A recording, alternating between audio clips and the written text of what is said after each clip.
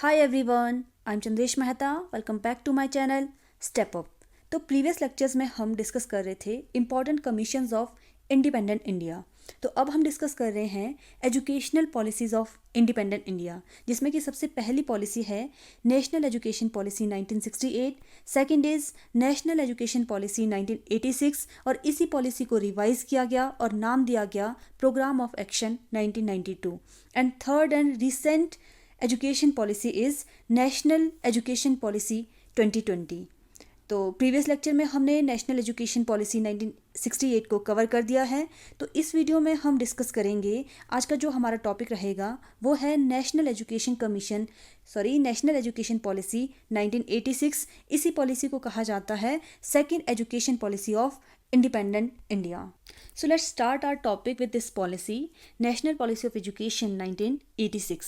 यहाँ मेंशन है access and equity. तो बेसिकली इस पॉलिसी का जो मेन मोटिव था वो था शिक्षा की पहुँच को बढ़ाना। नेशनल पॉलिसी ऑफ 1986 आधार है नेशनल पॉलिसी ऑफ एजुकेशन 68 का। देखो 68 के बाद ये पॉलिसी आई है, that's why we can called it second education policy of independent India. अब देखो बेसिकली जो नई पॉलिसी बनती है वो इसलिए बनती है, कहीं ना कहीं जो एग्जिस्टिंग सिस्टम होता है, एग्जिस्टिंग पॉलिसी है, उसमें डिफेक्ट्स होता है, इसलिए कुछ नई चीज़ बनती है, नई पॉलिसी बनती है। तो सेम यहाँ पर भी हुआ, एग्जिस्टिंग जो पॉलिसी थी 1968 की उसको अच्छी तरह से इम्प्लीमेंट नहीं किया जा रहा था, इसलिए उस समय जो राजीव गांधी जी प्रधानमंत्री थे उन्होंने नई एजुकेशन पॉलिसी को लाने की एक नींव रखी और राजीव गांधी जी ने सबसे पहले जो है 1985 में घोषणा की कि नई एजुकेशन पॉलिसी को लाया जाएगा एंड विद इन 1 ईयर 1986 में इस पॉलिसी को इंट्रोड्यूस किया गया। तो वैसे तो जो 68 की पॉलिसी थी उसमें कहा गया था कि हर 5 साल के बाद पॉलिसी को रिवाइज किया जाएगा और इसी रिव्यू के आधार मानकर राजीव गांधी जी ने इस पॉलिसी को इंट्रोड्यूस किया था। तो national policy of education 1986 was form to democratise education और जो नेशनल पॉलिसी ऑफ एजुकेशन है 1986 है, इस पॉलिसी को रिवाइज किया गया आचार्य राममूर्ति कमेटी के द्वारा 1990 में और इन्होंने अपनी जो रिपोर्ट है वो सबमिट की थी 1992 में और नई एक एजुकेशन पॉलिसी बनकर तैयार हुई थी जिसको हम कहते हैं programme of action 1992।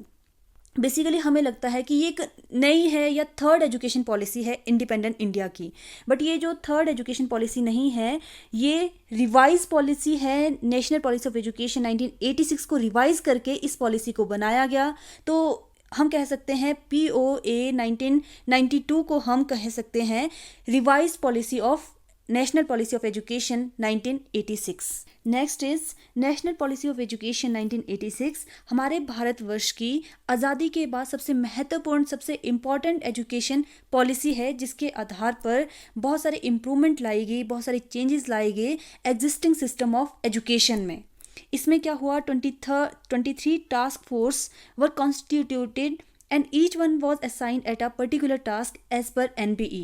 23 task force थे जहाँ पे जो बात करते हैं अलग अलग एरिया में एजुकेशन को इम्प्रूव करने की। Next is objectives of national policy of education 1986। इस पॉलिसी के उद्देश्य क्या थे? To develop quality education, to improve literacy rate, कि कोई भी व्यक्ति शिक्षा से वंचित ना रहे, इलिटरेट ना रहे, हर व्यक्ति तक शिक्षा की पहुंच होनी चाहिए। To implement free and compulsory education, free और कंपल्सरी एजुकेशन करना है at the age group of 6 to 14।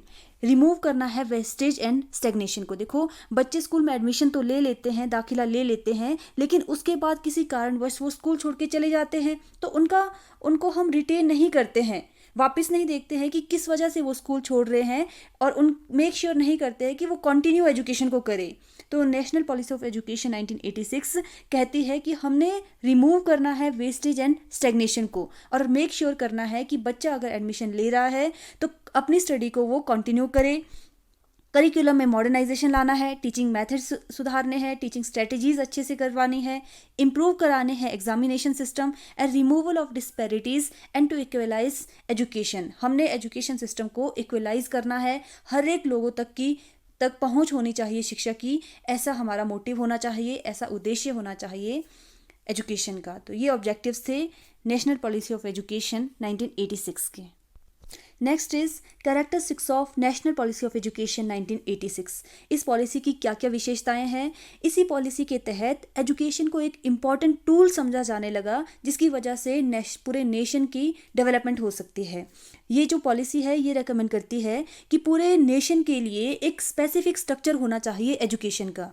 जैसे 10+2+3 सिस्टम है, ये पूरे कंट्री के लिए होना चाहिए, हर एक स्टेट के लिए होना चाहिए। वैसे रिकमेंडेशन तो ये कोठारी कमीशन की थी, फिर 1968 की जो पॉलिसी है उसमें भी कहा गया, लेकिन पूरी कंट्री में हर एक स्टेट में लागू नहीं हुआ ये जो सिस्टम है, कुछ ही स्टेट्स में लागू हो पाया। लेकिन जो नेशनल पॉलिसी ऑफ एजुकेशन 1986 है वो फोकस करती है इस सिस्टम को पूरे कंट्री में लागू करने के लिए।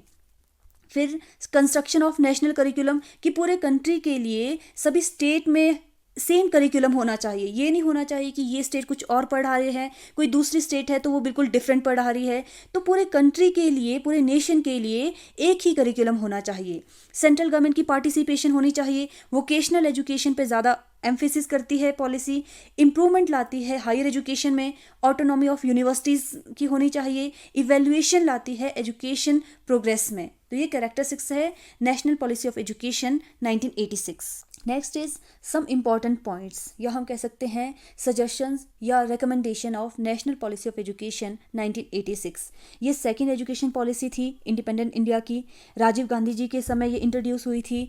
इस पॉलिसी को डिवाइड किया गया था इनटू 12 पार्ट्स। अगर हम बात करें इन 12 पार्ट्स की तो इसके बहुत सारे पॉइंट्स हैं, और इन्हीं पॉइंट्स को रिफाइन करके ये मेजर रिकमेंडेशन को मैंने यहाँ पर नोट डाउन किया है।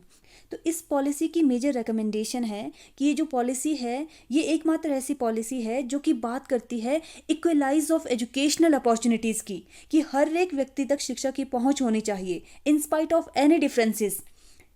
विमेन एजुकेशन की बात करते हैं, एसटी एजुकेशन की बात करते हैं, एससी एजुकेशन की बात करते हैं, माइनॉरिटीज़ ग्रुप की बात करते हैं, हैंडीकैप्ड जो चिल्ड्रन है उनके एजुकेशन की बात करते हैं। तो ओवरऑल हम कह सकते हैं कि ये एकमात्र ऐसी पॉलिसी थी जो कि बात करती थी कि हर एक लोगों तक हमने शिक्षा की पहुंच करवानी है।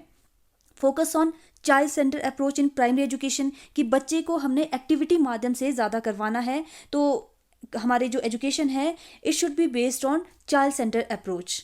Next recommendation is this policy launched operation blackboard. और ये बहुत इंपॉर्टेंट पॉइंट है कि कौन सी पॉलिसी ने सबसे पहले इंट्रोड्यूस किया था ऑपरेशन ब्लैकबोर्ड। तो आंसर विल बी 1986 पॉलिसी। देखो ऑपरेशन ब्लैकबोर्ड क्या होता है कि जो असेंशियल रिक्वायरमेंट है स्कूल में उसे फुलफिल किया जाना चाहिए। जैसे प्राइमरी स्कूल में 2 क्लासरूम होने चाहिए जो कि सूटेबल हो ऑल वेदर के लिए, 2 टीचर्स होने चाहिए, टीचर्स में भी एक फीमेल टीचर होनी चाहिए, ब्लैक बोर्ड होने चाहिए, मैप्स होने चाहिए, चार्ट्स होने चाहिए, टॉयज होने चाहिए, गेम्स मटेरियल्स होने चाहिए। ये एसेंशियल मटेरियल है जो कि आपके प्राइमरी स्कूल में होने ही चाहिए। तो ये है ऑपरेशन ब्लैक बोर्ड की जो एसेंशियल रिक्वायरमेंट है स्कूल की वो फुलफिल होनी चाहिए। एम्फेसिस ऑन डिस्टेंस एजुकेशन पे एम्फेसिस करती है नेशनल पॉलिसी ऑफ एजुकेशन 1986। जो इग्नू है, इग्नू को लॉन्च किया गया था 1985 में। प्रमोट करती है सोशल एंड इकोनॉमिक डेवलपमेंट, क्योंकि उस समय हमारी इकोनॉमिक सुधार भी हमारी कंट्री में नहीं हुआ था। तो राजीव गांधी जी ने नीड महसूस की कि हम 21st सेंचुरी में जा रहे हैं, तो इसके लिए हमें प्रिपेयर होना होगा, हमें अपने सोशल एंड इकोनॉमिकल डेवलपमेंट करना होगा। सर्व शिक्षा अभियान को ये पॉलिसी इंट्रोड्यूस करती है। मिड डे मील इस पॉलिसी के तहत आया है। नवोदय विद्यालय जो कि रेकमेंड किया गया कि हर एक डिस्ट्रिक्ट में एक नवोदय विद्यालय होना चाहिए, जिसमें कि 70% वेटेज जो है प्राइमरी जो ग्रामीण क्षेत्र है वहाँ के बच्चों के लिए होनी चाहिए। मतलब जो ग्रामीण क्षेत्र के टैलेंटेड बच्चे हैं उनके लिए बेसिकली नवोदय स्कूल्स खोले गए। केंद्रीय विद्यालय हर एक डिस्ट्रिक्ट में होने चाहिए। Use of IT in the field of education, कि कंप्यूटर का यूज़ करना है in the field of education, ये रिकमेंडेशन थी NPE 1986 की। एम्फेसिस करते हैं वुमेन एजुकेशन पर, और जो सिस्टम है एजुकेशन का जैसे 10+2+3 इसको इम्प्लीमेंट करने की बात करता है। ये काफ़ी इंपॉर्टेंट रिकमेंडेशन है नेशनल पॉलिसी ऑफ एजुकेशन 1986 की, जिसमें 10th को अगर हम आगे फर्दर डिवाइड करें तो ये होता है 5+3+2। 5 हो गया 1st to 5th, 3 हो गया 6th 7th 8th, 2 हो गया 9th और 10th। इस तरह से हम जो है इस 10 को आगे फर्दर स्प्लिट कर सकते हैं। 2 हो गया +1 +2 एंड 3 हो गया डिग्री कोर्स जो आप आफ्टर +2 करते हैं। कॉलेज लेवल की जो स्टडी होती है 3 साल की वो ये 3 ईयर डिग्री कोर्स है। तो ये सिस्टम होना चाहिए all over the country. Computer education should be given in the school, कि कंप्यूटर एजुकेशन को स्कूल में दिया जाना चाहिए, क्योंकि इससे पहले एम्फेसिस नहीं किया जाता था आईटी डिपार्टमेंट को, कंप्यूटर एजुकेशन इससे पहले नहीं दी जाती थी। ये रिकमेंडेशन थी नेशनल पॉलिसी ऑफ एजुकेशन 1986 की। Emphasis on rural university model based on the philosophy of Mahatma Gandhi adult education को प्रमोट करती है। SC ST जो बैकग्राउंड वाले बच्चे हैं उनके लिए प्रोविज़न बनाती है एजुकेशन में। NCF को डेवलप करती है कि हमारे एजुकेशन सिस्टम में एक स्पेसिफिक करिकुलम होना चाहिए जो कि इम्प्लीमेंट किया जाएगा हर पूरी कंट्री के लिए, मतलब एक करिकुलम बनाया जाएगा जो कि पूरे नेशन के लिए एप्लीकेबल होगा। It recommended to strengthen the institution of national importance like UGC, NCERT। Next is national policy of education 1986 focus करती है विमेन एम्पावरमेंट पर। विमेन को एजुकेट करने की काफ़ी ज़्यादा बात करते हैं। टेक्निकल एंड वोकेशनल कोर्सेज होने चाहिए। स्किल्स को एनहांस करना है, स्किल को एनहांस करने के लिए वोकेशनल कोर्सेज चलाने हैं। SC और ST की जो ट्राइबल विमेन है इनको एजुकेट करना है, इनके लिए हॉस्टल फैसिलिटीज़ होनी चाहिए। इम्प्रूवमेंट लाना है इनके एजुकेशन सिस्टम में। इंसेंटिव प्रोवाइड करना है ट्राइबल फैमिली को सो दैट कि वो अपने बच्चों को स्कूल भेज सकें। तो ये रिकमेंडेशन थी नेशनल पॉलिसी ऑफ एजुकेशन 1986 की। I hope this topic is clear to all of you. कोई डाउट होगा तो कमेंट सेक्शन में ज़रूर कमेंट कीजिए। If you find this video useful तो please like and share it with your friends. Stay connected, stay tuned. Thanks for watching. Step up.